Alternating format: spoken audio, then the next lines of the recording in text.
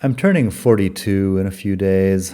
These birthdays always give me a lot to think about. A couple of years ago, for example, when I was about to turn 40, I had my first experience of painful dental surgery, and it got me contemplating. By that point, I'd just about reached the final dead end in my lifestyle of hedonistic enjoyment, and the surgery suggested that the part of my life where I could just take good health for granted was over. I ended up coming home from the dentist and writing about the Stoic virtues. There was one particular virtue that I was failing at that point: temperance, also known as discipline. So I mixed myself a drink and sat down to write. If you're like me, and you're probably not, you've spent the last several years listening to Jocko Willink, a retired Navy SEAL, talk about human nature and leadership and war. He's got a podcast. It's very popular. And one of Jocko's mantras is discipline equals freedom. I originally hated that sentence. Mostly, this was because, in my mind, the word discipline was a synonym for punishment. Discipline was what happened when you broke one of the rules made by the idiot bureaucrats running your middle school. You showed some shred of personality or some creativity, and bam, discipline. So I wasn't convinced by the idea of discipline equals freedom for quite a while, despite Jocko's insistence in repeating it. Because, as far as I can remember, nothing in my upbringing ever suggested that discipline was a positive attribute you could develop. It was something bad that happened to you, not something positive you did. But that, I've decided, is not what Jocko means. Jocko uses the word discipline to mean something like consistency and training yourself to do the right thing, even when you don't want to. He means self-discipline. And this sort of discipline will free you, he says, to do the other things that make life better and more enjoyable. It took me a while to understand all that, but fast forward to the age of almost 42, and I've realized that discipline is everything. It's the bridge between fantasy and reality, and its lack can be tragic. Hey everybody, it's Daniel. Welcome to Spain to Go, the best podcast in the entire multiverse for all things Spain. This is episode 93, and we're talking a bit about discipline. I've been out for a few weeks here. I was out in Extremadura for a week on a bike trip. I'll tell you more about that at the end of this episode. For today, I just wanted to get this out there. We'll be back to our regular Spain content soon. So, are you suffering from a deadly lack of discipline? Let's talk about some of the ways that discipline makes everything else possible. For example, maybe I propose that I'd like to be a better husband to my wife, Morena. But if I'm not bringing any discipline to this matter, I'm only going to be a good husband when it's personally convenient to me. I'm sure most guys manage to be good husbands occasionally, so it seems like being a good husband without any sort of discipline amounts to pretty much the same thing as being a terrible husband. What about a more mundane example? Say I want to get in shape, but without discipline. I'll work out when I feel like it or when it fits neatly into my schedule. You know, once or twice a month, when the stars align perfectly, I'll find myself in the gym. In other words, I won't get in shape. If you think about it, most goals are only going to be possible with some amount of discipline. And as the author and business guru Dan Kennedy points out, people are drawn like magnets to those who exercise discipline. In a world of self-indulgence and constant comfort, a life of discipline in the pursuit of your goals sets a person apart from the mass of sheeple who float along like buoys on the waves. In that spirit, a few months after my 40th birthday, I stopped drinking. Temperance and discipline seemed better at that point than the probable alternative. So, I'm now on board with discipline. Although in reality, up to that point, it's not like I'd lived a totally undisciplined life. I work out a reasonable amount, I run a business in a country that makes it nearly impossible to do so, and I've otherwise spent some time doing hard things. I've also written all these books, which, as I mentioned elsewhere, is a long and tedious process that you'll only manage to get through by developing the discipline to sit down and write, even when it's not fun. Because, most of the time, it's not fun. But quitting drinking and getting my diet under control is a new thing for me. For the longest time, I just ate whatever I wanted and let my raging post-teenage metabolism take care of it. This started to work less well as I entered my 30s, and by the time I was 40, the whole system totally collapsed. Being one of those old guys who's constantly complaining about achy joints or getting winded walking up a flight of stairs didn't seem like a good way to move into the new decade of my life. So I got to work. I cleaned up my diet, bought a bike, and started doing Brazilian Jiu-Jitsu. Life is good. All this brings me to a couple of final thoughts. First, feasting versus fasting. Self-indulgence only makes sense if you've tried its opposite. This became clear to me over the last Christmas season, when I was cooking all these big meals and then sitting down to dinner totally sober. With a clear mind, this didn't make any sense. What exactly are we feasting for?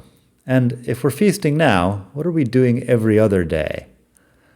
I soon realized that self-indulgence is only one side of the coin, and that all the major religions schedule their feasts within a calendar that also includes fasting. Not so for secular Westerners. There's not much way for big companies to monetize fasting and self-discipline, but indulgence can be turned into money in their pockets 365 days a year. I don't think the fasting is an accident. If cultures all over the world have developed a similar practice, I start to pay attention. Also, spiritual benefits aside, it's a healthy thing to do. So treat yourself, or don't, or better yet, treat yourself occasionally, and remember not to get too comfortable the rest of the time. Secondly, I like to think about crushing my excuses. Here's a quick exercise. Think of something hard you need to do, then think of reasons why you can't do it today. If your brain is anything like mine, it can instantly come up with 20 excuses for avoiding any task, no matter how small. Being aware that this is happening and not giving in to your excuses is an important skill to develop. A lot of times I find myself making excuses about going to the gym. I didn't really sleep well last night, also I've got a big day tomorrow. Won't I be tired? Etc., etc., etc. These days, as soon as I realize my brain has given me 2 or more reasons why I really don't need to go to the gym today, I grab my backpack and get out the door. Because I've decided that my brain telling me not to work out is a sign that I really need to work out. Also, it's on a schedule, Monday, Wednesday, Friday, 2 p.m. You've got to train your monkey mind in the sort of behaviors you want, and you've got to learn to see through the excuses that will keep you from following through. Your life will get much better if you do. Finally, don't get too comfortable. One of my favorite books of the last few years is The Comfort Crisis by Michael Easter.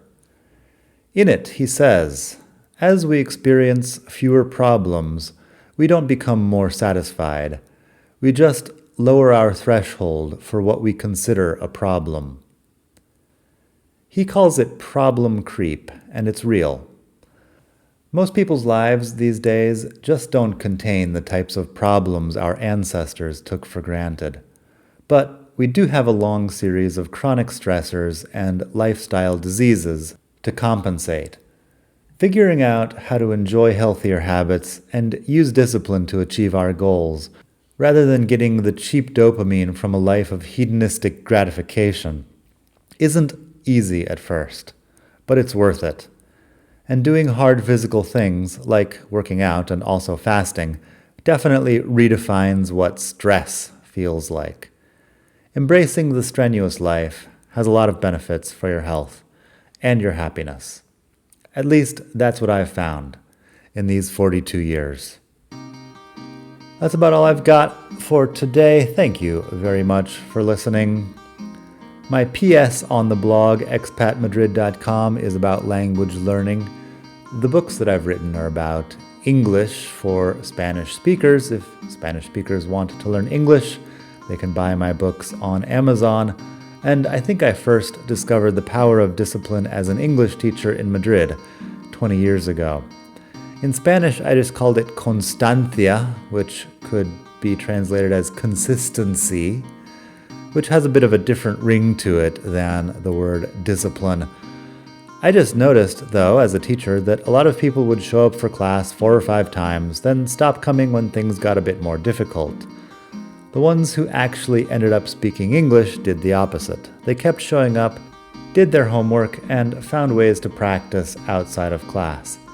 Language learning, like many good things in life, is a bit of a slog, and you've got to stick with it to see results.